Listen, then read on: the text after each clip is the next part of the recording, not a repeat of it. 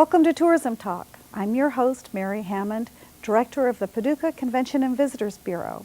My guest today is E.J. Abell, Director of Education at the River Heritage Museum. Welcome, E.J. Thank you, Mary. I'm glad you're here with us, although Thank you. You're no stranger out here at the college, and you've filmed about the 1937 flood? Yes, we have been out here numerous times doing some videotaping for our flood documentary. How did that turn out? Well, we're still working on it. Good. It's quite a large project, and the response to it has been wonderful, more than we even thought possible. And so we're still collecting stories. We still have some coming in weekly, and we're still doing some more videotaping, hopefully with Tom soon. That's great.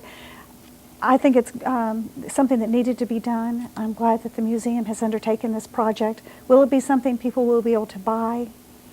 We're not sure exactly how we'll handle the end product. We definitely will have it in the museum. Good. It will be one of the film selections, hopefully, when guests come into the museum. To go on the big screen in Maiden Alley. To go on the screen in Maiden Alley. The best way to see it. It will be. That's good. Well, speaking of the museum, Yes. Tell us about where the museum is. I know right down on what we used to call First Street, now Water Street. That's correct. We're 117 South Water Street. We face the flood wall. We have a beautiful view of the murals. We open that door every chance we get and look at the pretty murals outside. We are located in the old Petter building for people who've been with Paducah for many years. We're located in that old building.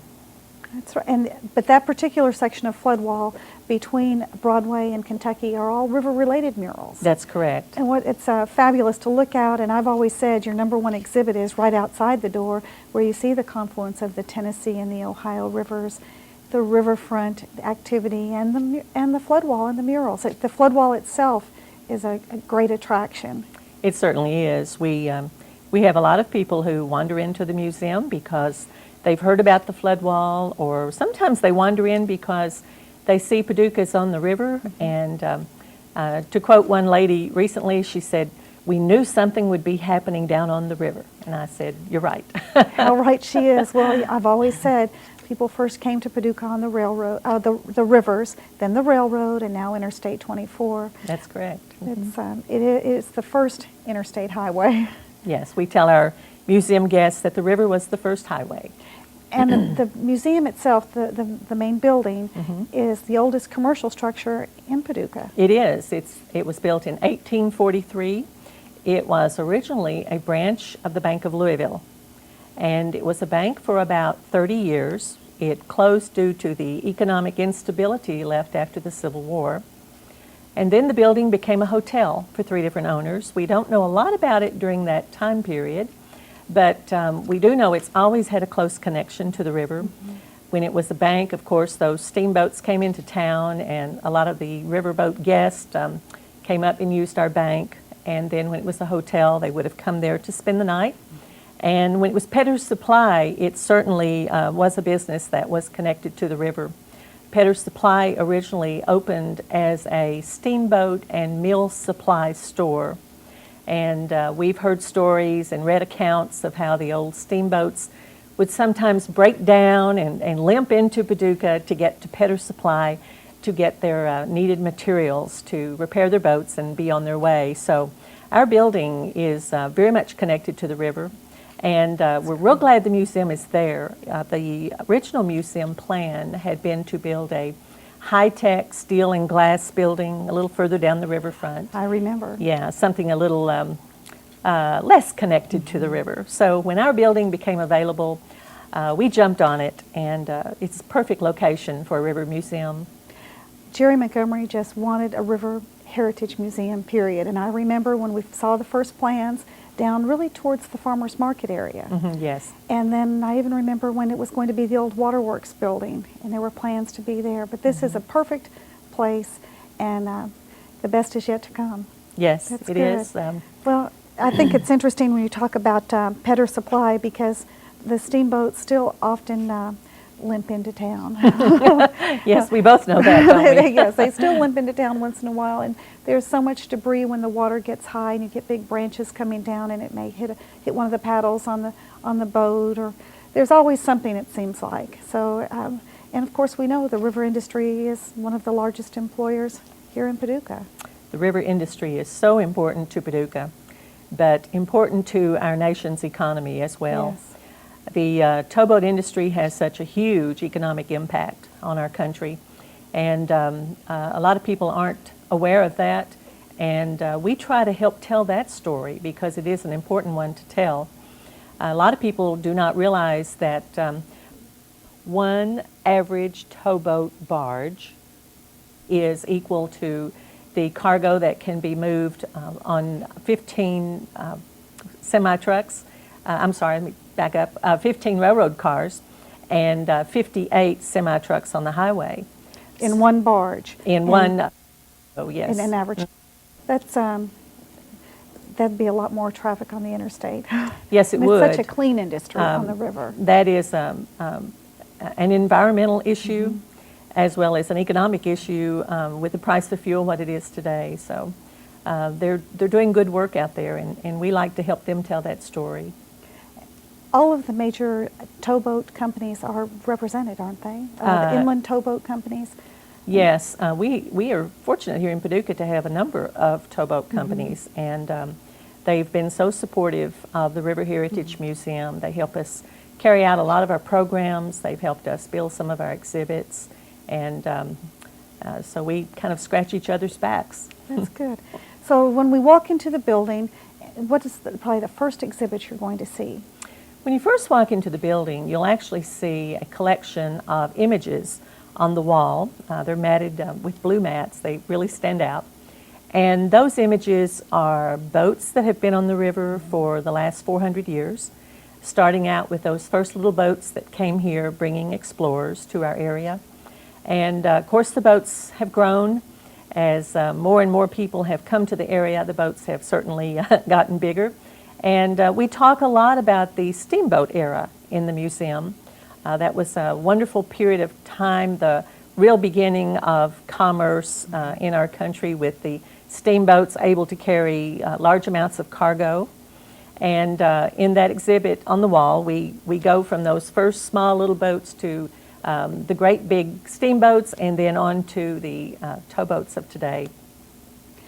And one of the things I really like when you come in is it almost looks like an unfinished part of the museum, and it's really a peek into the building's history. That's correct. We have an old root cellar that has been preserved as an exhibit area, and this root cellar is part of the building from 1843.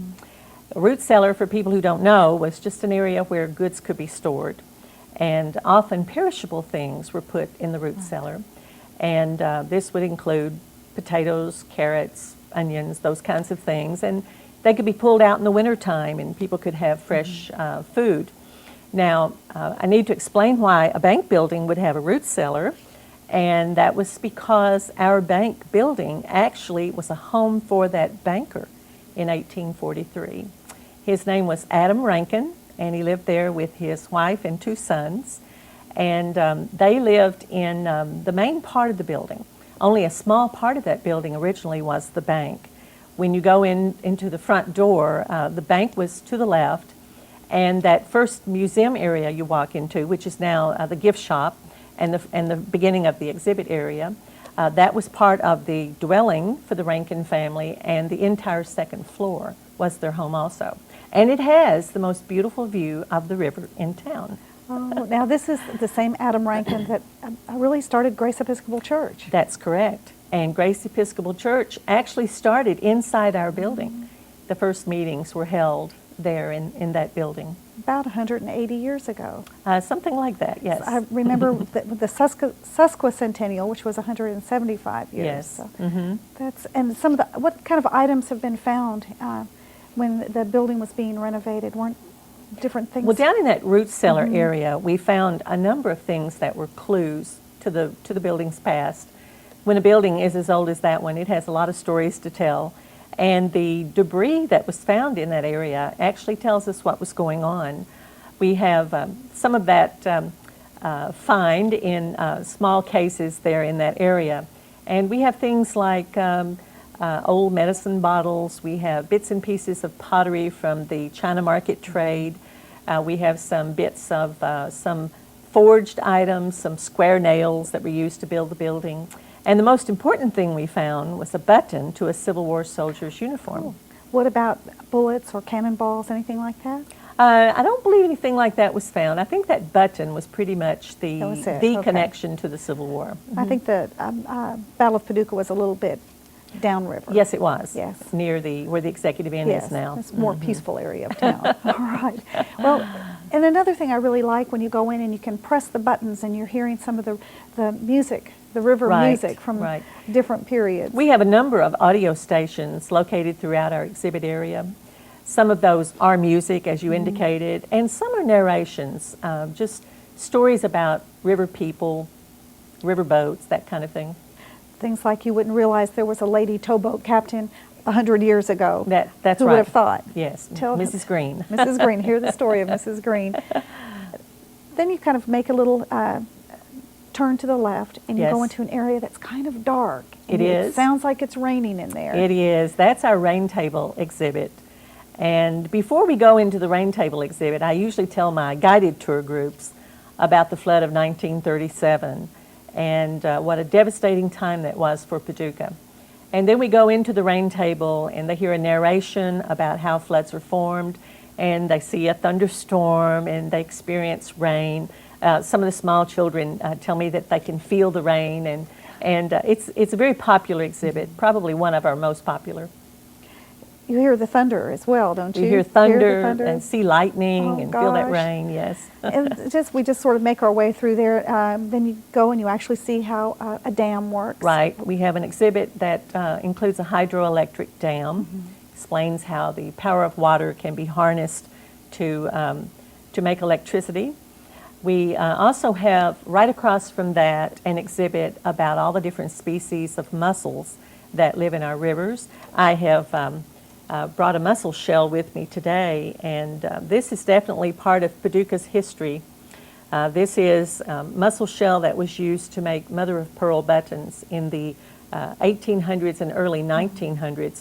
This was a thriving industry in Paducah, and these little shells were plucked from the water, and the discs were drilled out, and then holes were put in the little disc, and they were put on cards and shipped all over the world.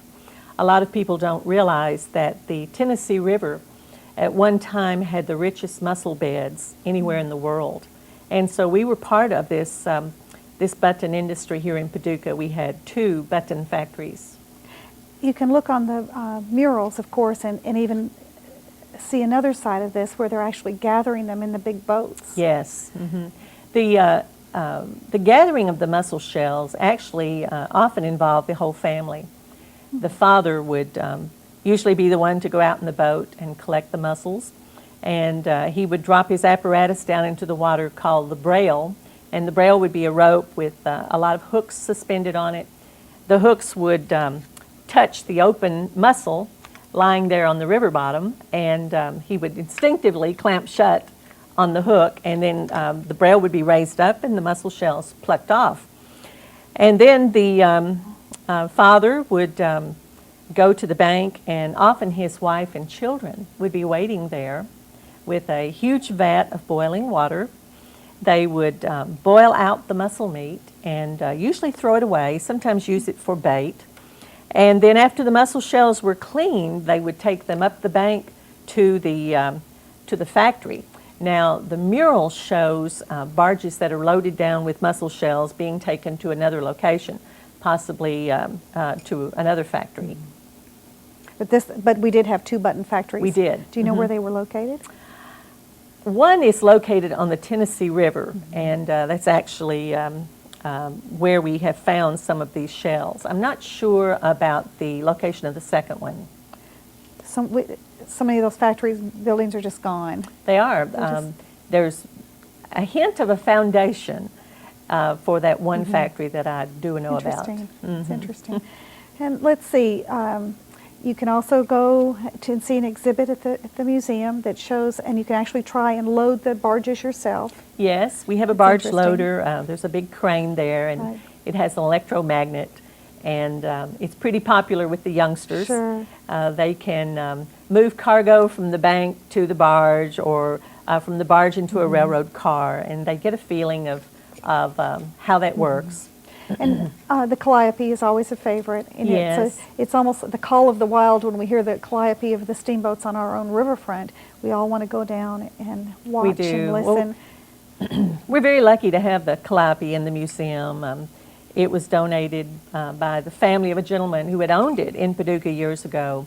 And after he passed on, his family realized it belonged back in Paducah, so they gave it to us. And it required some refurbishing, but it's a beautiful calliope, and it is part of our permanent exhibits, but it also can be rented out. And we've had a number of different groups to call us about using it, and it's on a trailer. They can Sure. come and hook it up and take it to a parade or I didn't something. know that. Yeah, yes. Gosh, okay. Well, you can go upstairs at the museum. There is an elevator as well as beautiful old steps going up Yes, upstairs. it is. The museum is handicap accessible, and you're right. We have a beautiful staircase that it's the source of a lot of comments. We have a lot of people wanting to know more about it. It is not the original staircase in the building, however. It's in the location of the original staircase, and it was patterned after a staircase that was of the same age here in Paducah. So it's close to being authentic. Well, the upstairs is just beautiful. The furnishings are wonderful. And there's a name, the Founder's Room. We call it the Founder's Room. The Founder's Room actually is the name for the entire second floor. We have one very large room that can accommodate meetings and different occasions, and then we have two smaller rooms. And people do rent the Founder's Room. We've had all kinds of activities there. We've had, birthday parties. We've had some city meetings. We've had a number of different types of parties, and we've even had about a dozen weddings upstairs now. Smaller. In our Founder's Room. Right, small. Yes, it has to be a rather small wedding. We can accommodate about 50 people for a sit-down dinner, about 100 people for a stand-up party, and people always say it is the prettiest view in town, as I mentioned before. Well, but if you're a bride, I don't know if you want the competition of the river, if everybody's looking out the windows instead of at the bride. Well, that could be a downfall. But what a beautiful setting, and the furnishings are gorgeous. And I think Gail Fry and Shirley Hoy worked on it. Yes, Gail on that Fry committee. and Shirley Hoy were part of that Founder's Room furnishing committee years ago, and they did do a wonderful job. We have beautiful period antiques in that space. Well, your board is a great board. It's a deep board. People who have ties to the river have a real interest and love of the river, and they've been very supportive. They have been. We That's have a 30-plus member board, and we do have a lot of people on our board who have very deep ties to the river, and they're very committed, and they just do a great job. We're so thankful for each and every one of them. We haven't spoken about Maiden Alley Cinema, one of the partners, but not the only partner down there in that block. And although Maiden Alley Cinema has films Thursday, Friday, Saturday, and Sunday, during the day there is a 17-minute film. Yes, the Maiden Alley Cinema is part of the museum complex, and as you mentioned, there are several partners who use it. We are using it for exhibit space. We consider our film one of our exhibits, and we do use it all during the week. And Paducah Film Society uses it on weekends to show their film. They have a wonderful film program. Also, the City of Paducah uses it quite often. They're one of our partners. And the fourth partner would be Seaman's Church Institute's Center for Maritime Education. And also in the hallway, it's an art gallery It is. with changing exhibits, and I've enjoyed that, and I know that everyone who comes in, and it's not necessarily river-related art, but That's there are correct. some other pieces that are permanently sort of in there. Yes. Actually, it's in the lobby of the Maiden Alley Cinema, and it is a revolving exhibit space. Well, we changed those exhibits. And then out in the intermediate lobby area, we have a permanent exhibit that is the U.S. Army Corps of Engineers exhibit. It explains the work that's being done at the locks the work up at Olmsted and at Kentucky Lock. Very important to our industry. Very, yes. Well, that leads us right into one of the programs that you do that's just been very successful, Adopt a Towboat. Yes. Oh, we love to talk about Adopt a Towboat. We've actually brought a little model here of a towboat this morning. And Adopt a Towboat is our oldest education program. We are in our 5th year now with it. We've just completed a very successful year. We had 11 schools signed up for Adopt a Towboat this year. And this program is open to all elementary schools. And we hope to have a more successful year even next year with more schools enrolled to do this. It is simply a program that matches up a towboat captain, and a classroom. And our area towboat companies have been so responsive to our implementing this program. They pretty much commit their towboat and the captain for the entire school year. And the captain works with the classroom. They are able to engage all of the education disciplines. They use math, English, writing, everything they're learning normally, they can adapt to this program. And they have a wonderful textbook that they use. This is the Adopt a Towboat curriculum. This curriculum was created by Mr. Barry Brown, who is the director for the Center of Economic Education at Murray State University, and Tina Hayes, who is one of our board members and a school teacher at Farley Elementary. She teaches 5th grade there. And this curriculum is awesome. It is a monthly curriculum that shows the teacher how she can teach the students about the towboat industry. It has lesson plans. It's a very complete guide for the teacher to use. This year we added something a little different. I was referring to the towboat there on the table. That is an example of a towboat created by the students who participated in the program this year. They built it. They built it. We That's added great. an extra little contest to the program this year. It was called Make a Boat. And the students were presented with a box of wooden blocks. That's just a series of wooden blocks that they have put together and made a boat. And our contest winner was South Livingston Elementary School up at Smithland. Sure. And they created a beautiful boat, and they got a cash award and use of the Maiden Alley Cinema as their prize for their winning boat. Well, that is too neat. I heard Bill Dyer talking about the relationship of one of his captains with the classroom. Yes. And it was really fascinating. It is. These students and the towboat captains are very committed to each other. In the case of the South Livingston classroom, I know that those students prepared a huge red box for the crew of the Chip Lacey. That was their assigned boat, and their captain was Captain David Varvel. And those students brought things to put in that box as Christmas presents for the crew members. The teacher told them to just try to think of things that the crew could use on Christmas Day out on the boat on the river. Away from their families. Away from their families. And so those kids brought in all kinds of things. They brought in microwave popcorn, they brought in playing cards, checkers, just all kinds of things like that. And it's wonderful to hear about how they have interacted during the year. That's great. They keep up with the captain. They email him while he's out on the boat. Well, that definitely helps, Yes. the way you can communicate these Right. days. And he goes to the classroom, visits with them, so they have a great relationship and a lot of fun. So if you're a teacher seeing this, and they need to call you at the River Heritage That's Museum. correct.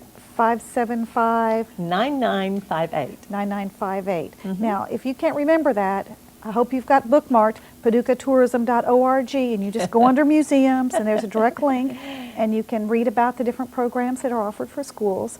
And it just says Contact E.J., just click on it. There, excuse me, Julie Harris is the director. Yes, she is. And we'll get Julie here one of these days. Yes. But the two of you are great partners. They're working together. We're a team. That's good. I think there's nothing like being there when something's growing and taking off, and you're having to be more than really director of education. If it needs to be done, you're doing it. Right. So you have a working knowledge of all the different areas of the museum. It's fabulous. There's so much more for us to talk about. We are coming to the end here. I look for us to get together to talk about sand in the city. Yes, that's coming up. That'll be fun when you actually bring in professional sand castle builders, Yes. for lack of a better word. That's a fun activity that's held usually during barbecue on the river. We didn't talk about Orsanco, our watchdogs on the river, Right. when they go out and collect fish right from the foot of Broadway, from the two rivers, and you can come look. I don't remember how large that tank is. It's huge, It is a huge aquarium tank, type. and they'll put about 30 to 40 fish Yes. caught directly out of the river.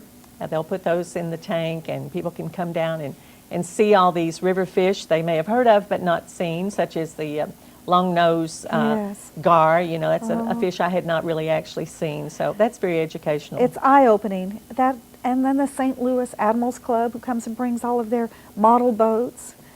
That's usually during barbecue on the river. It is. Mhm. So it's there's been a lot of fun things. We the museum shop, the gift shop. We see some items here on the table. We did bring some items. Lewis and Clark, yes, those are snakes because there are a lot of different varieties of snakes with the river. And books. And of course, being a book fiend myself, I have to recommend Rising Tide to learn about how the Corps of Engineers has tried to control the flow of the river to help with erosion and control the flooding. This is a very good book and very readable, Rising Tide. Or another one of your bestsellers, I heard. It is a bestseller. We cannot keep it in stock.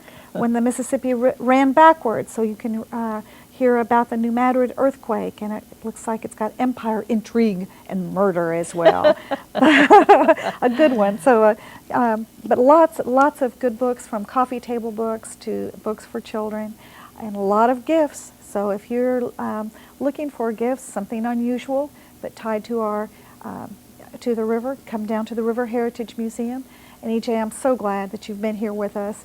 And your website, riverheritagemuseum.org, O-R-G. Yes. Mm-hmm. So check it out, keep in touch, stop by and see E.J. and Julie. They'll be looking for you, and we hope we'll see you on the river. Thanks for joining us.